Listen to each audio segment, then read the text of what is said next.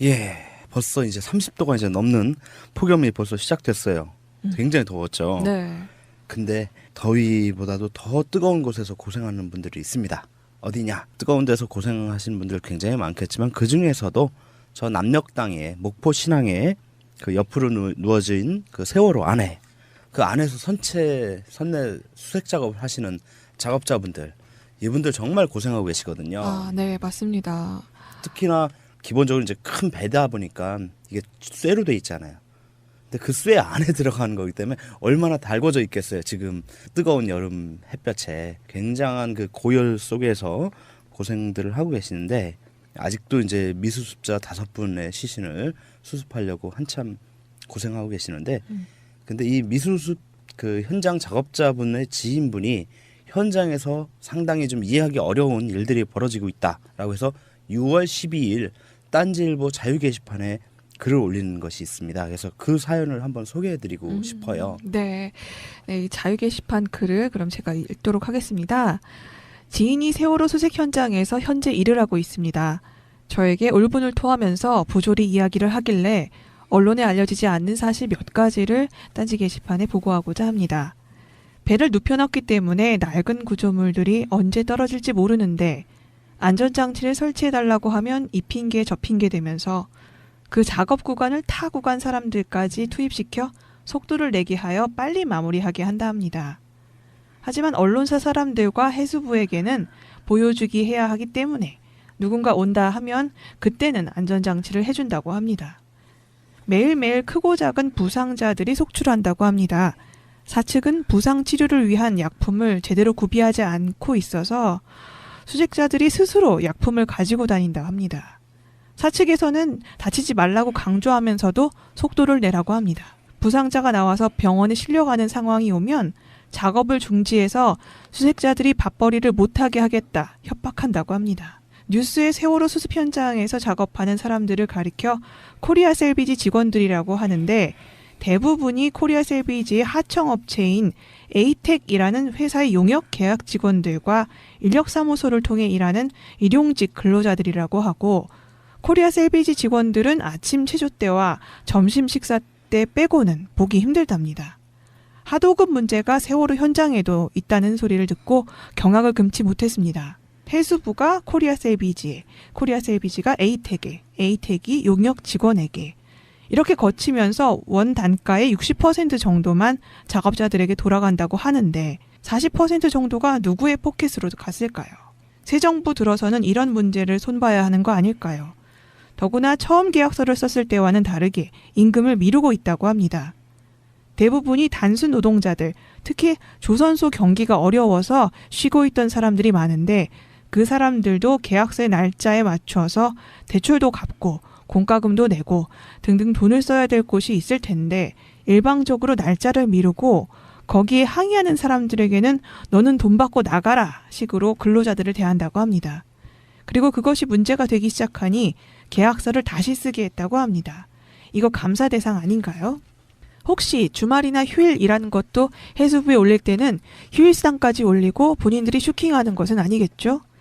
그리고 얼마 전에 이낙연 총리께서 다녀가셨는데 배 내부 작업 현장에는 들어오지 않으셨다고 합니다. 지인 말로는 냄새도 엄청나고 위험하고 더럽고 해서 일반인들은 들어오기만 해도 구토할 정도라고 하니 총리님을 선례로 모시지는 않았던 것이겠죠. 총리께서 오시면 일반적으로 경력금 하사하고 가시죠. 총리가 아니어도 많은 고관 대작들이 세월호 현장 같은 곳을 방문하면 금일봉을 하사하실 텐데요.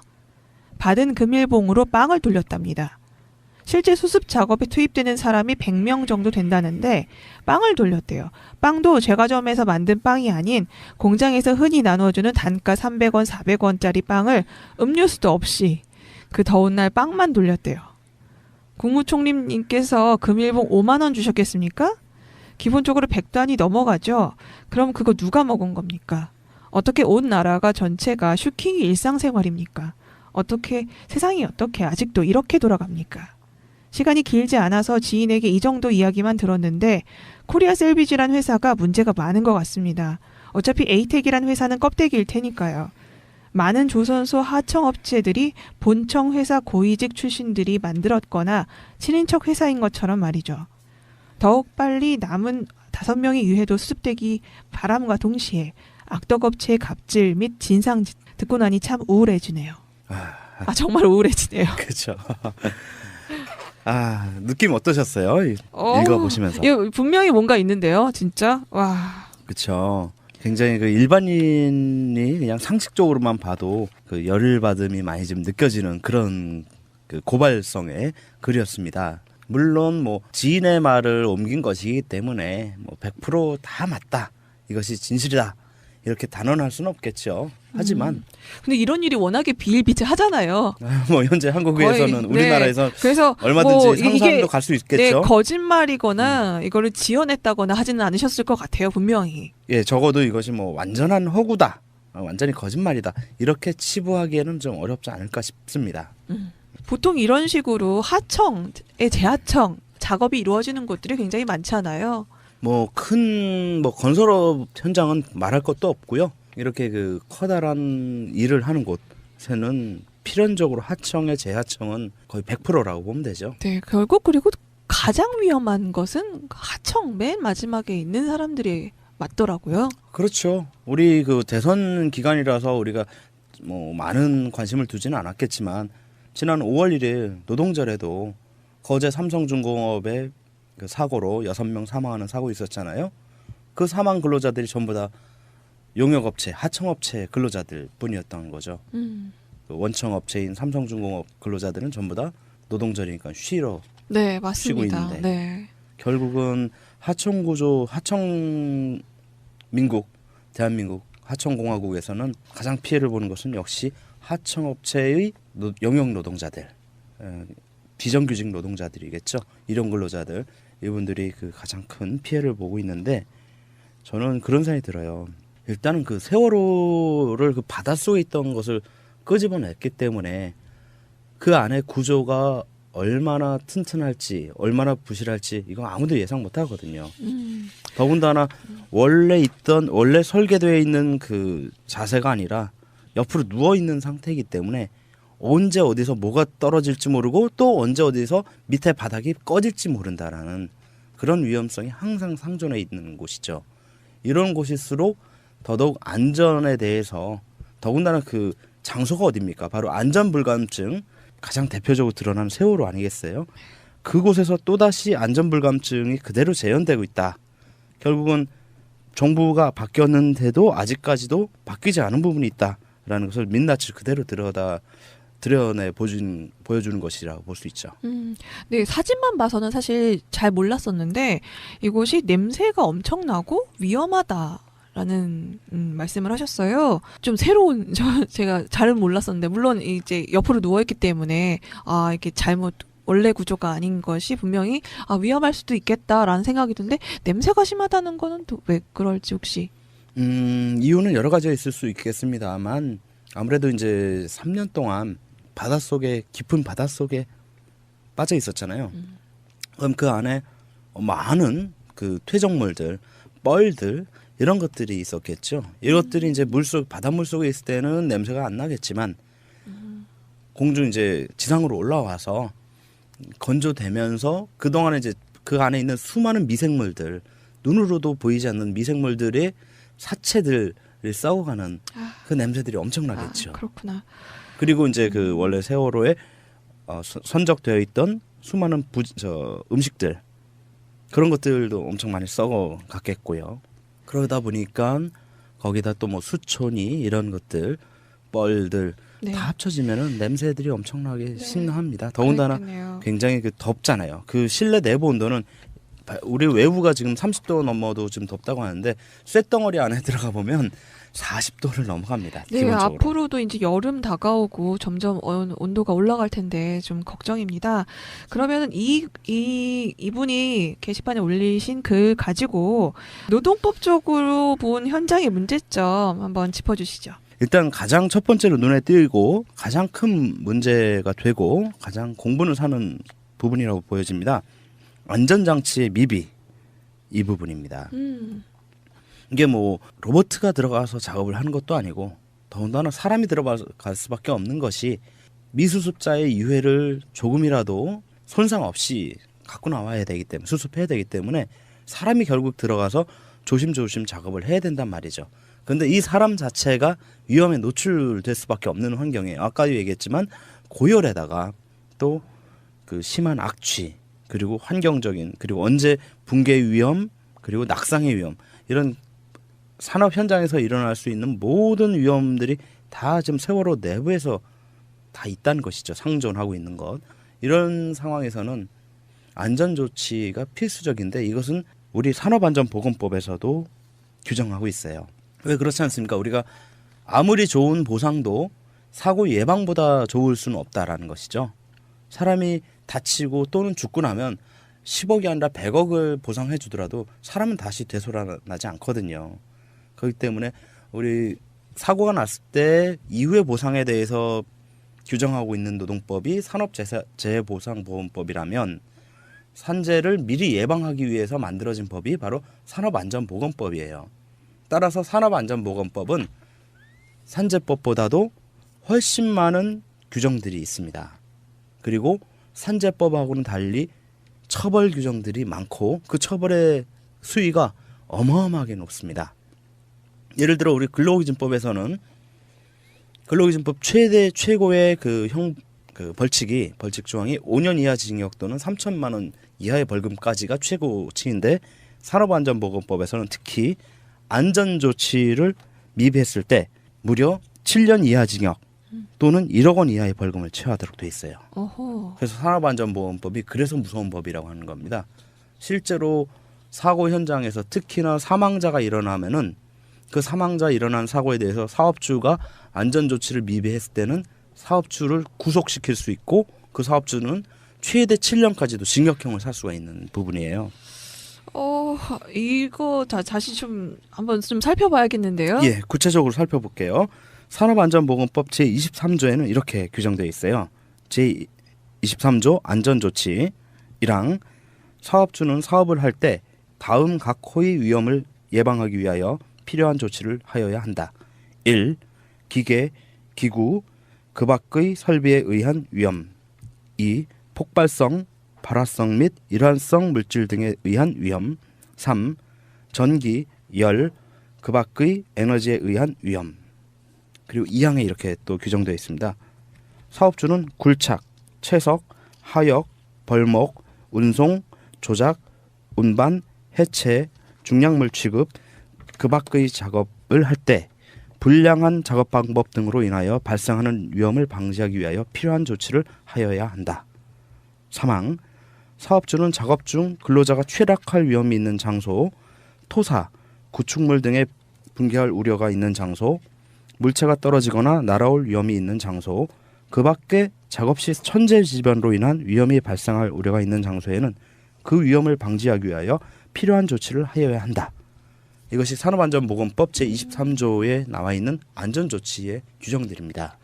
그러면 이 필요한 조치에는 어떤 게 들어가나요? 또 이것이 제대로 구체적으로 나와 있지 않으면 또 이거 했으니까 난 한 거야 라고 빠져나갈 수 있지 않을까요? 예, 그렇습니다. 그래서 그 필요한 조치는 이러한 위험을 방지하기 위해서 사회통념상 사업주가 최선을 다해서 할 수 있었다. 사고의 예방을 위해서 할 수 있다는 정도의 조치를 해야 된다는 것이죠. 가장 기본적인 것은 예를 들어 우리 그래서 건설 현장 보시면 건물 하나 지을 때 옆에서 지나가면서 보신 적들 많이 있을 거예요. 소위 말해서 비계라고 해서 그 철제 빔 기둥 같은 거 있죠. 그 네모나게 예, 그 블럭- 동그랗고 네, 예, 네. 그걸 이제 건설 용어로는 이제 아시바라고 하죠. 아시바라고 그걸 딱 쌓고 거기에다 이제 비계라고 만듭니다. 그게 그 비계라고 하는데 그래서 발판 같은 것들을 만들 때 그걸 발판을 딛고 이제 작업을 하는데 그것이 발판이 만약에 붕괴하면 바로 추락할 수 있기 때문에 그 밑에 최소한 그물을 설치해야 된다. 이것이 이제 안전장 조치인 거죠. 근데 이러한 조치를 안 해서 추락하는 사고가 있을 때 사업주의 안전조치 미비의 책임이 있는 것이고 이러한 것에 대한 벌칙으로 근로자 사망 시에는 7년 이하의 징역 또는 1억 원 이하의 벌금에 처하도록 돼 있고 사망을 안 하고 그냥 부상만 하더라도 5년 이하 징역 또는 5천만 원 이하의 벌금형에 처하도록 되어 있어요. 상당히 세죠. 네, 그러면 이 법에 따라서 사업주가 처벌받는 사례들이 있나요? 굉장히 많습니다. 아, 네. 주로 그런데 문제는 여기서 이제 한국 사회, 우리 사회의 문제인데요. 아까도 말씀드렸지만 원청은 다 대기업들이에요. 특히 건설업들 그렇죠. 보면은 이제 대기업, 네. 흔히 말하는 일군 건설업체들이죠. 이 사업주 대기업 사장 잡혀가야 되는 거 아닌가요? 안 그러죠. 왜냐하면은 그 위험을 전가시키기 위해서 바로 이제 하도급을 주는 거예요. 하청을 주는 거예요. 그래서 원청업체가 하청업체한테 하청을 주면 그 하청업체는 자기네가 근로자들을 평소에 쓰지 않고 있다가 인력사무소 통해서 근로자들을 다시 쓰거나 아니면 그 하청업체가 또 다시 재하청을 또 줍니다. 그렇게 해서 하청 구조가 건설업의 현장의 경우는요, 어느 정도 규모가 있는 건물이라든가 토목공사 하는 곳이면은 최소한의 하청 단계가 최소한 세 번 정도는, 세 번은 아주 기본이고 보통은 4번, 5번이 아주 일반화되어 있어요. 그러다 보니까 밑으로 내려갈수록 업체는 영세해질 수밖에 없고요. 법에 대한 지식이라든가 준수도가 떨어질 수밖에 없겠죠. 상식적으로도. 그런 상황에서 근로자들은 또 자기네가 평소에 근로자들을 고용하지 않는 곳이죠. 왜? 영세업체니까.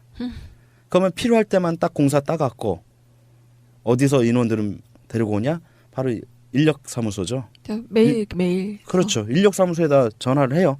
우리 언제부터 언제까지 전화를 공사하니까 공사기간이라는 건 원래 정해져 있지 않습니까? 네. 물론 그걸 넘기는 것이 대부분이지만 그러면은 인력사무소들이 한두 군데만 있는 게 아니에요. 그 지역에. 여기 지금 우리 세월호 구조가 아니죠.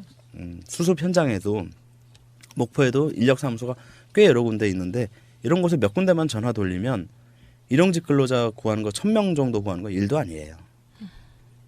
그러다 보니까 이 근로자들이 당연히 받아야 될 그 산업안전보건법상의 그런 안전조치들을 받기 어려운 상황인데 심지어 사실 저는 코리아 셀비지라는 회사도 잘 모르겠는 회사예요. 심지어는 그래서 코리아 셀비지의 홈페이지를 찾아보려고 했는데 나오지가 않습니다. 어머. 굉장히 이런 그 코리아 셀비지라는 회사가 과연 이게 제대로 일을 하던 곳인가라는 생각도 들 뿐만 아니라 코리아 셀비지가 하청을 준 에이텍은 그렇다면 오죽하겠습니까? 라는 생각이 들더라고요.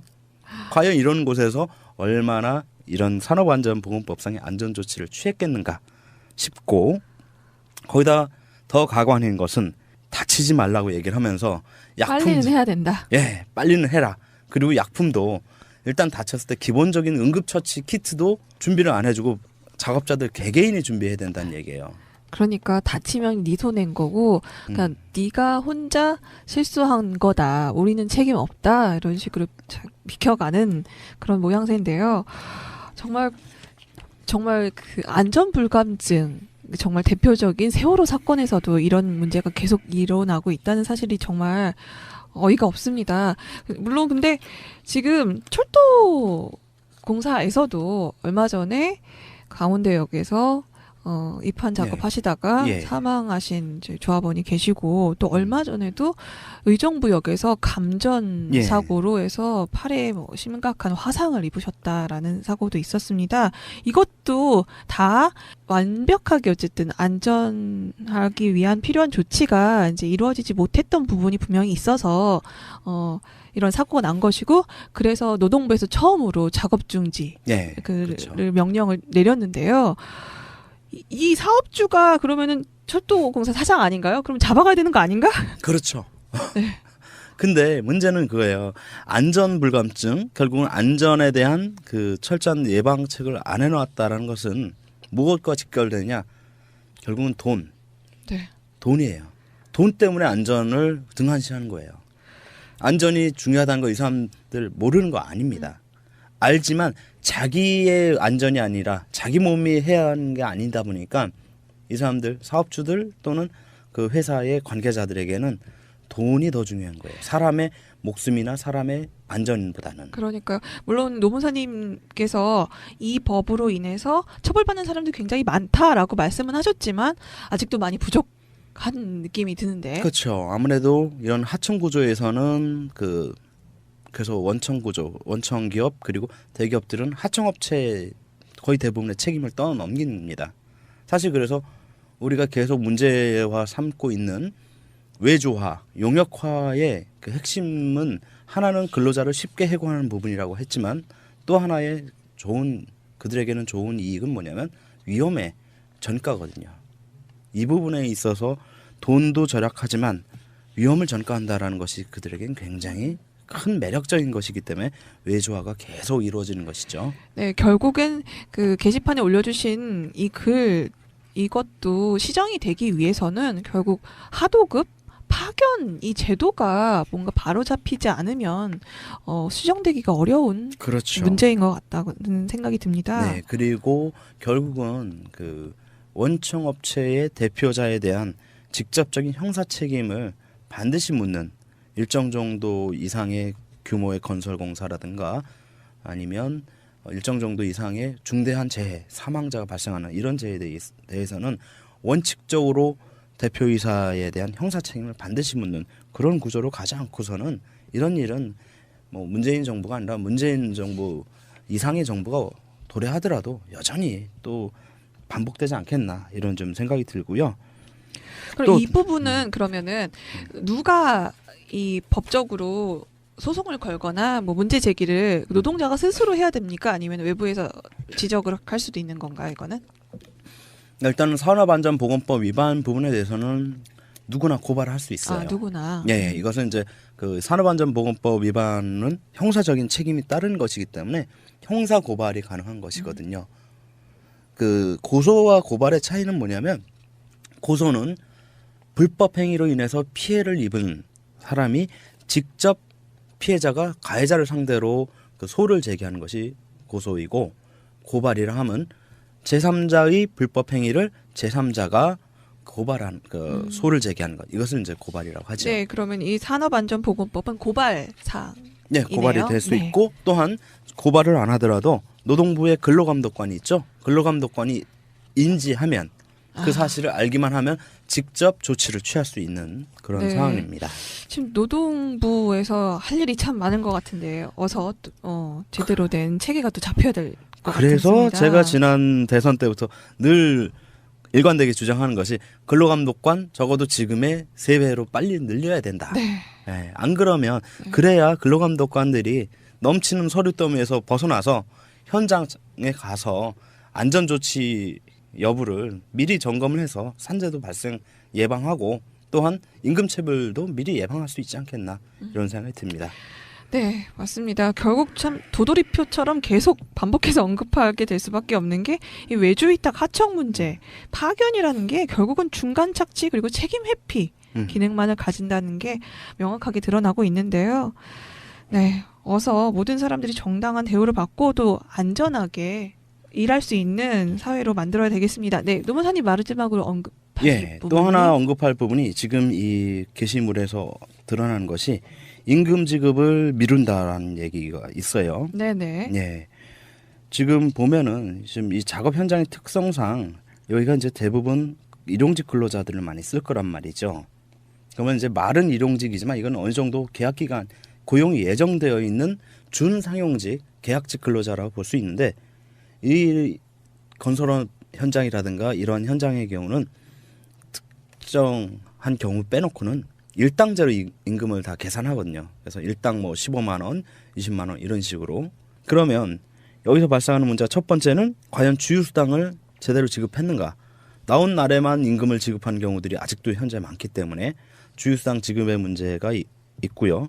또 지연 지급하고 있다라는 문제 이게 더 큽니다. 아까 그 게시글에도 네.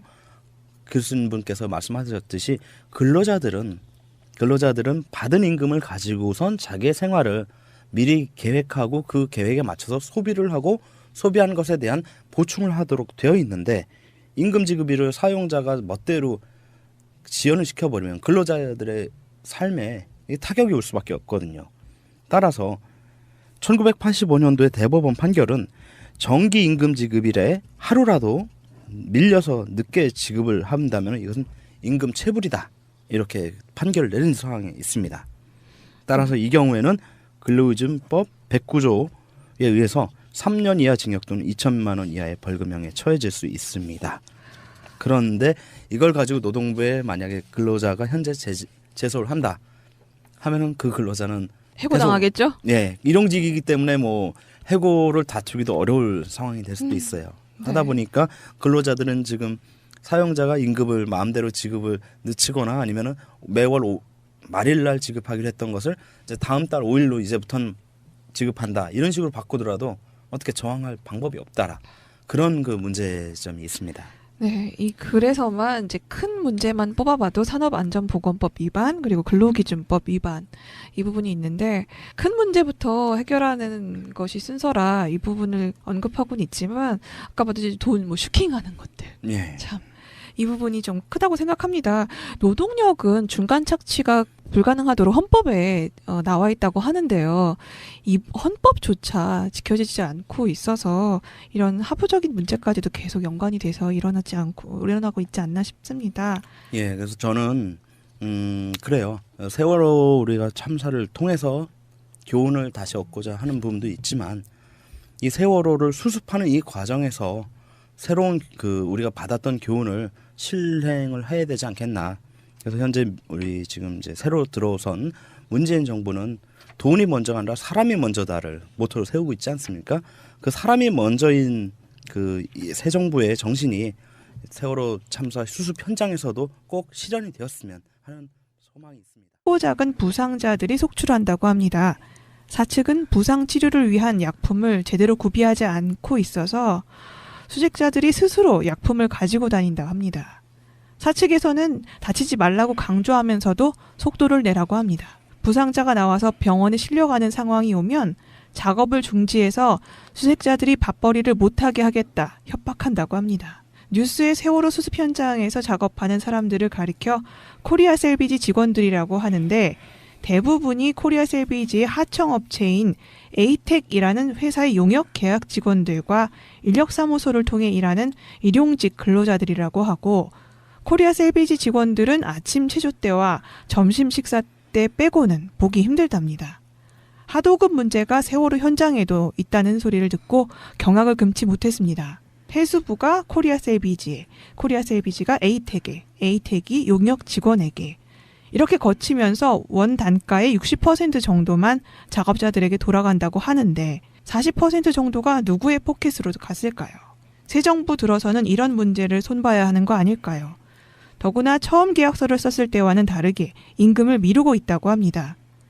대부분이 단순 노동자들, 특히 조선소 경기가 어려워서 쉬고 있던 사람들이 많은데 그 사람들도 계약서의 날짜에 맞춰서 대출도 갚고 공과금도 내고 등등 돈을 써야 될 곳이 있을 텐데 일방적으로 날짜를 미루고 거기에 항의하는 사람들에게는 너는 돈 받고 나가라 식으로 근로자들을 대한다고 합니다. 그리고 그것이 문제가 되기 시작하니 계약서를 다시 쓰게 했다고 합니다. 이거 감사 대상 아닌가요? 혹시 주말이나 휴일 일하는 것도 얼마나 튼튼할지 얼마나 부실할지 이건 아무도 예상 못 하거든요. 더군다나 원래 설계되어 있는 그 자세가 아니라 옆으로 누워 있는 상태이기 때문에 언제 어디서 뭐가 떨어질지 모르고 또 언제 어디서 밑에 바닥이 꺼질지 모른다라는 그런 위험성이 항상 상존해 있는 곳이죠. 이런 곳일수록 더더욱 안전에 대해서 더군다나 그 장소가 어디입니까? 바로 안전불감증 가장 대표적으로 드러나는 세월호 아니겠어요? 그곳에서 또다시 안전불감증이 그대로 재현되고 있다. 결국은 정부가 바뀌었는데도 아직까지도 바뀌지 않은 부분이 있다라는 것을 민낯을 그대로 드러내 보여주는 것이라고 볼 수 있죠. 네, 사진만 봐서는 사실 잘 몰랐었는데 이곳이 냄새가 엄청나고 위험하다라는 말씀을 하셨어요. 좀 새로운 제가 잘은 몰랐었는데 물론 이제 옆으로 누워있기 때문에 이게 잘못 원래 구조가 아닌 것이 분명히 위험할 수도 있겠다라는 생각이 드는데 냄새가 심하다는 거는 또 왜 그럴지 혹시? 이유는 여러 가지가 있을 수 있겠습니다만 아무래도 이제 3년 동안 깊은 바닷속에 빠져 있었잖아요. 그럼 그 안에 많은 그 퇴적물들, 뻘들 이런 것들이 있었겠죠. 이것들이 이제 바닷물 속에 있을 때는 냄새가 안 나겠지만 공중 이제 지상으로 올라와서 건조되면서 그동안에 이제 그 안에 있는 수많은 미생물들, 눈으로도 보이지 않는 미생물들의 사체들이 썩어가는 아, 그 냄새들이 엄청나겠죠. 그렇구나. 그리고 이제 그 원래 세월호에 선적되어 있던 수많은 음식들, 예, 벌써 이제 30도가 이제 넘는 폭염이 벌써 시작됐어요. 굉장히 더웠죠. 네. 근데 더위보다도 더 뜨거운 곳에서 고생하는 분들이 있습니다. 어디냐? 뜨거운 데서 고생하시는 분들 굉장히 많겠지만 그 중에서도 저 남녘 땅에 목포 신항에 그 옆으로 누워진 그 세월호 안에 그 안에서 선내 수색 작업을 하시는 작업자분들, 이분들 정말 고생하고 계시거든요. 아, 네, 맞습니다. 특히나 기본적으로 이제 큰 배다 보니까 이게 쇠로 돼 있잖아요. 근데 그 쇠 안에 들어가는 거기 때문에 얼마나 달궈져 있겠어요. 지금 뜨거운 여름 햇볕에 굉장한 그 고열 속에서 고생들을 하고 계시는데 아직도 이제 미수습자 5분의 시신을 수습하려고 한참 고생하고 계시는데 근데 이 미수습 그 현장 작업자분의 지인분이 현장에서 상당히 좀 이해하기 어려운 일들이 벌어지고 있다라고 해서 6월 12일 딴지일보 자유 게시판에 글을 올리는 것이 있습니다. 그래서 그 사연을 한번 소개해드리고 싶어요. 네. 네, 이 자유 게시판 글을 그럼 제가 읽도록 하겠습니다. 지인이 세월호 수색 현장에서 현재 일을 하고 있습니다. 저에게 울분을 토하면서 부조리 이야기를 하길래 언론에 알려지지 않는 사실 몇 가지를 딴지 게시판에 보고하고자 합니다. 배를 눕혀놨기 때문에 낡은 구조물들이 언제 떨어질지 모르는데 안전장치를 설치해달라고 하면 이 핑계 저 핑계 되면서 그 작업 구간을 타 구간 사람들까지 투입시켜 속도를 내게 하여 빨리 마무리하게 한다 합니다. 하지만 언론사 사람들과 해수부에게는 보여주기 해야 하기 때문에 누군가 온다 하면 그때는 안전장치를 해준다고 합니다. 매일매일 크고 받음이 많이 좀 느껴지는 그런 그 고발성의 글이었습니다. 물론 뭐 지인의 말을 옮긴 것이기 때문에 뭐 100%다 맞다, 이것이 진실이다, 이렇게 단언할 수는 없겠죠. 하지만 근데 이런 일이 워낙에 비일비재하잖아요. 뭐 현재 한국에서는 거의, 우리나라에서 네. 그래서 얼마든지 뭐 상상도 갈 수 네, 있겠죠. 거짓말이거나 이거를 지어냈다거나 하지는 않으셨을 것 같아요, 분명히. 예, 적어도 이것이 뭐 완전한 허구다, 완전히 거짓말이다, 이렇게 치부하기에는 좀 어렵지 않을까 싶습니다. 보통 이런 식으로 하청의 재하청 작업이 이루어지는 곳들이 굉장히 많잖아요. 뭐 큰 뭐 건설업 현장은 말할 것도 없고요. 이렇게 그 커다란 일을 하는 곳에는 필연적으로 하청의 재하청은 거의 100%라고 보면 되죠. 네, 결국 그리고 가장 위험한 것은 하청 맨 마지막에 있는 사람들이 맞더라고요. 그렇죠. 우리 그 대선 기간이라서 우리가 뭐 많은 관심을 두지는 않았겠지만 지난 5월 1일 노동절에도 거제 삼성중공업의 그 사고로 6명 사망하는 사고 있었잖아요. 그 사망 근로자들이 전부 다 용역업체, 하청업체 근로자들 뿐이었던 거죠. 그 원청업체인 삼성중공업 근로자들은 전부 다 노동절이니까 쉬러 네, 쉬고 맞습니다. 있는데 네. 결국은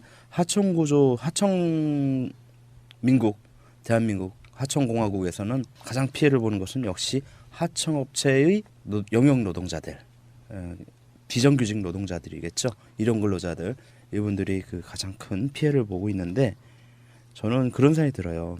일단은 그 세월호를 그 바닷속에 있던 것을 끄집어냈기 때문에 그 안에 구조가 해수부에 올릴 때는 휴일상까지 올리고 본인들이 슈킹하는 것은 아니겠죠? 그리고 얼마 전에 이낙연 총리께서 다녀가셨는데 배 내부 작업 현장에는 들어오지 않으셨다고 합니다. 지인 말로는 냄새도 엄청나고 위험하고 더럽고 해서 일반인들은 들어오기만 해도 구토할 정도라고 하니 총리님을 선내로 모시지는 않았던 것이겠죠. 총리께서 오시면 일반적으로 경력금 하사하고 가시죠. 총리가 아니어도 많은 고관 대작들이 세월호 현장 같은 곳을 방문하면 금일봉을 하사하실 텐데요. 받은 금일봉으로 빵을 돌렸답니다. 실제 수습 작업에 투입되는 사람이 100명 정도 된다는데 빵을 돌렸대요. 빵도 제과점에서 만든 빵이 아닌 공장에서 흔히 나눠주는 단가 300원, 400원짜리 빵을 음료수도 없이 그 더운 날 빵만 돌렸대요. 국무총리님께서 금일봉 5만 원 주셨겠습니까? 기본적으로 100단이 넘어가죠. 그럼 그거 누가 먹은 겁니까? 어떻게 온 나라가 전체가 슈킹이 일상생활입니까? 어떻게 세상이 어떻게 아직도 이렇게 돌아갑니까? 시간이 길지 않아서 지인에게 이 정도 이야기만 들었는데 코리아 셀비지란 회사가 문제가 많은 것 같습니다. 어차피 에이텍이란 회사는 껍데기일 테니까요. 많은 조선소 하청업체들이 본청 회사 고위직 출신들이 만들었거나 친인척 회사인 것처럼 말이죠. 더욱 빨리 남은 5명의 유해도 수습되기 바람과 동시에 악덕업체의 갑질 및 진상 듣고 나니 참 우울해지네요. 정말 우울해지네요. 그렇죠. 느낌 어떠셨어요? 읽어보시면서. 이거 분명히 뭔가 있는데요, 진짜. 와. 그렇죠. 굉장히 그 일반인이 그냥 상식적으로만 봐도 그